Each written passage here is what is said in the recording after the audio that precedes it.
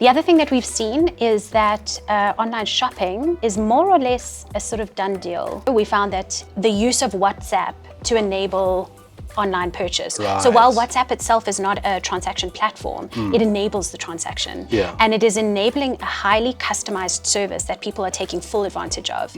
And that's what distinguishes small businesses from large businesses.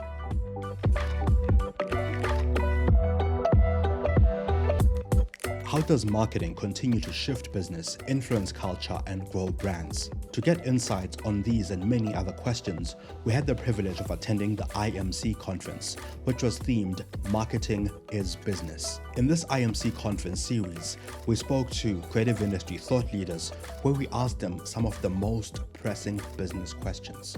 For actionable insights which can shift your brand communication, stay tuned. We're joined by Stacey Jayne Saggers, the Commercial Growth Director, Insights Division at Kantar. Stacey, thanks so much for making time after your talk to give us a little bit more insights on the Mzansi Barometer. You are so welcome, Mongezi. So give us a bit of a sense of what has happened in the past year, because I know you release this year on year, and every year you get new insights, new findings from how people are engaging with brands. What are some of the key takeaways from the past year? Okay, so at a kind of national sentiment level, we found that South Africans, concern around crime and violence has significantly increased. Yeah. Not that it wasn't big before, but it's even bigger now. Gender-based violence has also shifted up one position, and load shedding has obviously slipped down in the ranking of concerns. The rising unemployment rate is still really up there, as is the rising cost of living. So the significant movers this year were around crime and violence. The other thing that we've seen is that online shopping is more or less a sort of done deal. So last year, we found that 82% of the country that was connected said that they had ever shopped online. Right. And this year, close to 100% of those connected consumers say that they do shop online. Okay. There's also been a marked increase in township-based homes who shop online and lower-income homes who shop online. So it really is much less of a barriers to entry kind of discussion and much more a frequency discussion now. What I'm also getting, I suppose, out of that is that the maturity rate of online shopping or connectivity has almost reached its peak, where the more connected consumer who's always been shopping online keeps shopping online, and they probably increase their frequency, but there's a new shopper now in townships who are also shopping, which is something we're finding in the Township CX report as well at Roger Wilco. One of the things I suppose that brings is, how do brands react to this data? Because you release this out there. What are you finding on the ground as you talk to brands? They're learning in real time, right? So, I mean, at the sort of start of this evolution into online shopping, it was how do we connect with and democratize access to online shopping to the whole country? Right. Now that we've solved for that and we've got so many people online, we thought, okay, well, we being brands, we're thinking, how do we make sure that everybody is able to pay in using a platform that is accessible to them? Yeah. We've overcome that too. Okay. And now we're at a stage where how do I make sure that my brand is visible to consumers when much of the products that they repeatedly purchase tend to go in a place for your common purchases? So we're needing to find ways to bring eyeballs back to the full marketplace. Right. So that consumers continue to see the broad range of offers available to them. I mean, I remember last year, I haven't seen the latest one, but I remember that last year there was a big sort of uptick in cultural sort of adoption, or at least the requirement for cultural adoption from people shopping online. How has that changed once again over the past year? Because I think I remember it was especially women of color or something like that were indexing for one of the findings. I just can't remember well from the research, but I feel like there was something along the lines of a cultural... I actually know yes. exactly what you're referring to. What you were referring to, I think, is a program that Take A Lot ran in collaboration with the Gauteng municipal government. Yes. And at the time, so that was in 2024, they had just started the program, and it was all about how do we ensure greater access to online shopping within townships. Yes. So they identified well-known leaders within those different communities, and they empowered them with a credit card, and they used to shop on behalf behalf of their community. I get And you. then their home acts as a collection point for product. That was amazing because you sold for last mile delivery, Yes, right? yes. So that was 2024. This year, there are up to 3,500 of those, which they call Wow. personal shoppers. And the program is currently expanding into other regions. So it has been hugely successful. And I think that it is also, or is a big contributor to the growth that we see in online shopping within townships. What does that tell us about the evolution of the South African shopper? Because now the data that you're finding contextualizes the research, it contextualizes the data, it takes it out of the global scheme of any other research that comes out there. What are some of the things that you are seeing grow and change over time as you find out these insights? Well, I mean, at the time, very few people had access to online shopping, the time being around about the time of COVID. Right. We know that only 7% of South Africa has a credit card. And when online shopping started, that was your primary mode of payment. In fact, I think it may have been your only mode of payment. And now we have so many options available. Yes. So that's one of the big changes. And people are able to pay in a way that they are comfortable with. You know what else we're seeing is the use of WhatsApp to enable online purchase. So while Right. WhatsApp itself is not a transaction platform, it enables the transaction. Yeah. And it is enabling a highly customized service that people are taking full advantage of. And that's what distinguishes small businesses from large businesses. Yeah. I have a really cool example. Okay. So there is a small like entrepreneurial brand that make sneakers, Right. and they have it's really clever. So you can order your sneakers, and all three of those sneakers that you pick will come to your home, and you can choose which one of those you actually like and end up paying for just that one when it arrives, and then you send That's the other smart. two back. That's It smart. means you don't have to commit to the payment up front, and that's the key thing. Because who has in their bank account 3 pairs worth of sneakers? Yeah, 2,000 rand. Exactly, in 2,000 cash. rand a pair. Right. So, and WhatsApp is enabling that transaction, and that is what is separating some of the entrepreneurial ventures from the big scale Yeah. online offers.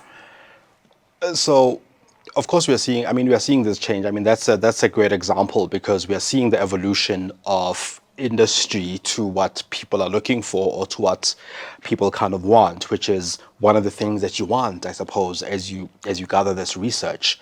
That said, though, there still seems to be a one-size-fits-all approach. I mean, with take a lot example you used is a great one because that is a very contextual one that would something like this work in a township, even though we are seeing the rise of delivery services that are coming out of townships that, you know, some brands are partnering with and other brands that would use as a last mile delivery platform can also use but aren't using.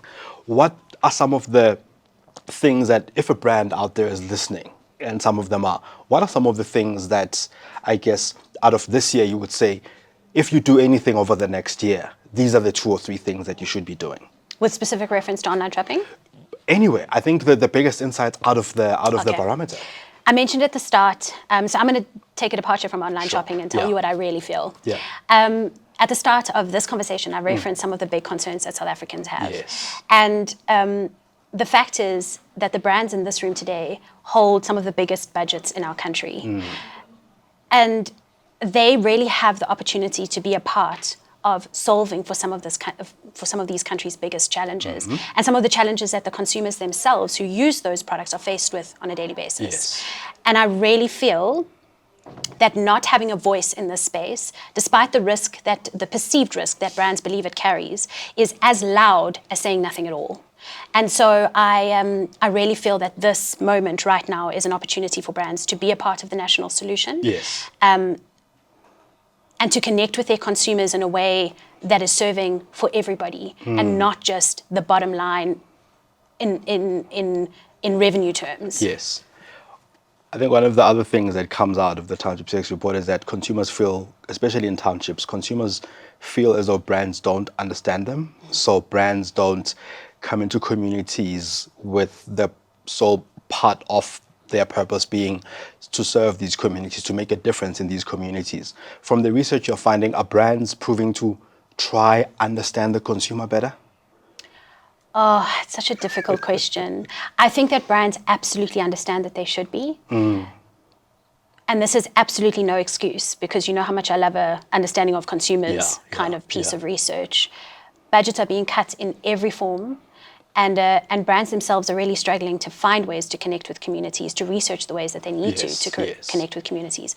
That doesn't take away from the fact that the products that they're developing and selling are made for the community. So best you find a way to do it. And understanding just one sector of our country and not another, that's not on.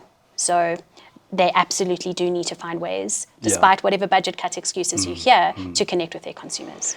So I can't let you go before I ask this question, which I'm sure everybody's asking you about I suppose, I mean, this is a prediction and an opinion rather than something that's coming out of the research. What do you predict? How do you predict AI will change the space, especially among consumers who feel not understood, such as the person or a shopper in a township? Because, and I'm saying them because we've got a lot of data on the mature online shopper who's shopping all the time. So there's a lot of data to back what you can do with that shopper. Whether brands are doing it or not is another conversation altogether. But how can AI sort of accelerate either the understanding of the consumer, delivering better to the consumer who feels misunderstood, or a consumer who feels underserved? Sure. I mean, you're really asking about AI and research, right? Yeah. So there's a whole discussion around synthetic data, which, you know, there are camps that are for and camps that are against. But essentially what we're trying to do, we being the research community at large, is find more cost-effective ways of predicting how respondents might behave. The challenge is that it is obviously basing its findings on past behavior. In a world where everything is moving really quickly, there's very little opportunity to count on what people did in the past, and rather the type of solutions they're coming up with for the future. So that for me is a big caution in the space of AI, is relying solely on synthetic data. I had another point I wanted to make on that, and it's now completely escaped me. The one thing that AI is really helping us to do, though, is to assist brands to find cost-effective ways of running research, so long as it is supplementary. And I really do advocate for using things like norms databases, which AI research draws on, so long as you're not looking at it in isolation. We can't take our eye off the actual consumers and just continue to predict what we think they're going to behave like. So it definitely plays an important role. It can't be the only one. Because I suppose I think the thing you're mentioning about synthetic data, or at least the dangers of synthetic data, could be that we make predictions based on past behavior rather than to predict sort of future behavior and sales there. So Stacey, we usually have a question where we ask our previous guests to leave for our next guest. One of our previous guests on the show was Musa Kalenga, the Brave Group CEO. And the question he left, which I think would be an interesting one to get your thoughts on, was, what do you deeply believe that you are often in disagreement with people about? So in a nutshell, my goodness, okay. What is it that you deeply believe that most people don't agree with you on?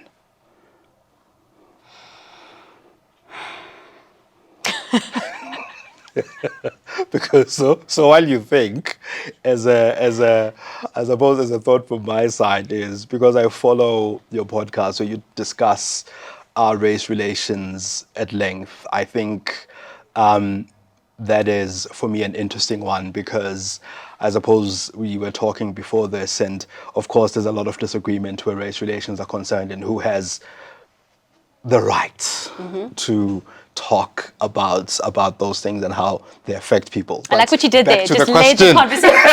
Beautiful. Back to the question. I think that's a really valid point. So I run a podcast where we speak about race and privilege, the realities of race and privilege in our country. And the reason we do it, and we make it really relatable, right, by using personal stories.